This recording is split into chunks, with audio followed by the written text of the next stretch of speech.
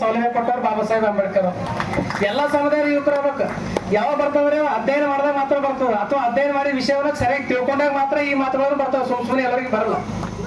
ಅದಕ್ಕೆ ಎಲ್ಲರೂ ಈ ನಿಟ್ಟಿನಲ್ಲಿ ಪ್ರಯತ್ನ ಮಾಡಿದ್ರೆ ಈ ದೇಶ ಏನಪ್ಪಾ ಅಂದ್ರೆ ಒಂದು ಉನ್ನತ ಜ್ಞಾನ ಮಟ್ಟಕ್ಕೆ ಒಂದು ವಿಶ್ವ ದರ್ಜೆಯಲ್ಲಿ ಹೋಗ್ಲಿಕ್ಕೆ ಸಾಧ್ಯ ಆಗ್ತದೆ. ಬೇರೆ ಸಮುದಾಯ ಇದ್ರೂ ಕೂಡ ಅವ್ರಿಗೆ ಅರಿವಿದೆ ನಮ್ಗೆ ಯಾರು ಕೊಟ್ಟರು ಹಕ್ಕುಗಳು ಅನ್ನೋದು.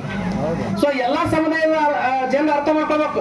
ಅದಕ್ಕೆ ಬಾಬಾ ಸಾಹೇಬ್ರ ಒಂದು ಮಾತು ಹೇಳ್ತಾರೆ, ಏನ್ ಹೇಳ್ತಾರೆ ಅಂದ್ರೆ, ನಾನು ಯಾರಿಗಾಗಿ ಮಾಡಿದೆ ಅಂತಕ್ಕಂಥದ್ದು ನೀವು ಸಂವಿಧಾನ ಓದಿದಾಗ ಮಾತ್ರ ಗೊತ್ತಾಗ್ತದೆ ಅಂತಕ್ಕಂಥದ್ದು. ಇಡೀ ಭಾರತೀಯರಿಗಾಗಿ ಸಂವಿಧಾನ ಬರೆದಿಲ್ಲ, ಒಬ್ಬ ಸಮುದಾಯಕ್ಕಾಗಿ SC ST ಅವರಿಗೆ ಅಷ್ಟೇ ಬರೆದಿಲ್ಲ, ಇಡೀ ಭಾರತೀಯರಿಗಾಗಿನ ಸಂವಿಧಾನ ಬರೆದಿದ್ದೀನಿ, ಇಡೀ ಭಾರತೀಯ ಒಳಿತಿಗಾಗಿನ ಸಂವಿಧಾನ ಬರೆದಿದ್ದೀನಿ. ಏನಾದ್ರೂ ಸಂಶಯ ಇದ್ರೆ ಹೋಗಿ ಓದಿಕೊಂಡ್ರಿ ಅಂತ ಹೇಳ್ತಾರ ಅವ್ರು. ಅದಕ್ಕೆ ಓದಿಕೊಂಡ್ರೆ ಮಾತ್ರ ಅಧ್ಯಯನ ಆಗ್ತದೆ, ಅಥವಾ ಅಧ್ಯಯನ ಮಾಡಿದವ್ರು ಮಾತಾಡಿ ಕೇಳಿದಾಗ ಮಾತ್ರ ಅರ್ಥ ಆಗ್ತದೆ.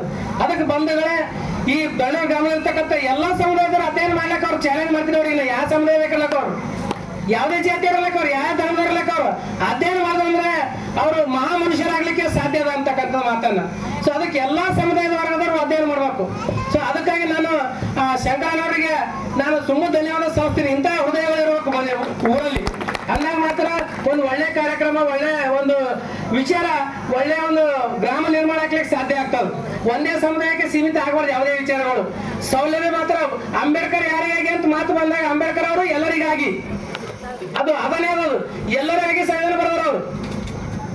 ಅದಕ್ಕಾಗಿ ಮತ್ತೆ ಇದಕ್ಕೆ ಏನಾದ್ರೂ ತಪ್ಪು ತಡೆಯಲಾದ್ರೆ ಅದು ತಪ್ಪಂತೂ ಆಗಿಲ್ಲ, ಆದ್ರೆ ಏನಾದ್ರೂ ಬೆಳವಣಿಗೆ ಆಗ್ಬೇಕಾದ್ರೆ ಅದಕ್ಕೆ ತಿದ್ದುಪಡಿಗೆ ಅವಕಾಶ ಕೊಟ್ಟರು.